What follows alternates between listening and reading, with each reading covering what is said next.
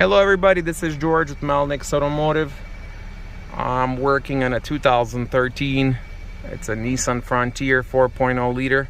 I don't know if you can hear in camera, but there's a weird high pitch, sounds like electrical fuel pump, or also sounds like some vehicles that have, like Nissan has electrical power steering pump. It makes that noise. When you're inside the car, you could hear it.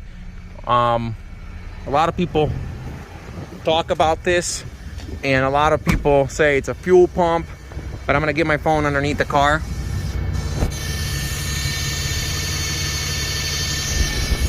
It almost sounds like it's coming from up front when you open the hood, and it almost sounds like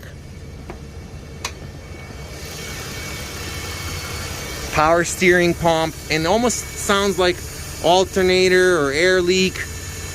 And it, like I said, it almost feels like it's coming from the front.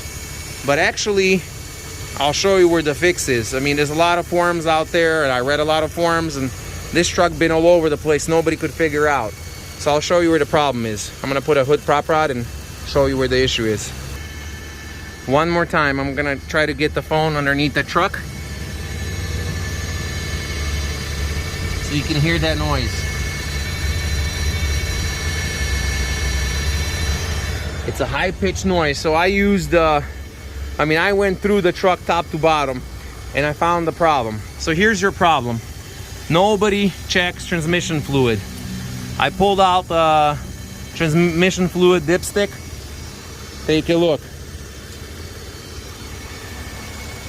Nothing registering on this dipstick at all. Nothing at all. It's dry.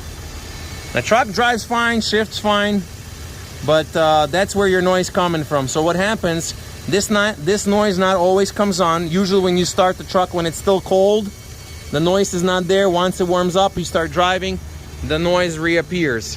So I end up replacing alternator because when I would use my tool to listen for the noise, it almost sounded like it's coming from alternator, because those cooler lines, they go right on the side of the block and they wrap around, and basically it sounds like an alternator, but it's not. So that's transmission pump making that noise. So because what happens when you turn the truck off, all the transmission fluid drains into a pan, and then there's enough fluid, so when you start the car it doesn't make that noise. But once it cycles all the fluid through the cooler and back, there's not enough fluid, and it's making that noise. So once I replace transmission fluid, I guarantee the noise will not be there.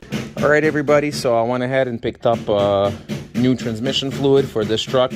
Make sure you always use genuine transmission fluid. This is a Nissan Matic S.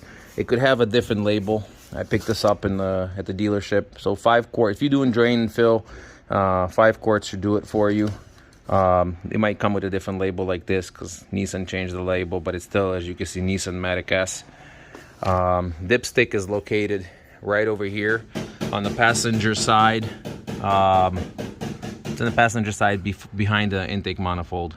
So what I'm going to do right now, I'm going to go ahead and put the new transmission fluid in it, start the engine up and get it up to the temperature, and then I'll run it through the gears and I'll check the fluid level. Everything running's perfect. Like I said, I couldn't show you every single step, but this is where your transmission fluid goes. There's 10mm bolt that holds the dipstick in place, so make sure you get it right transmission fluid level. But there's no more high-pitched noise. Before you would hear it.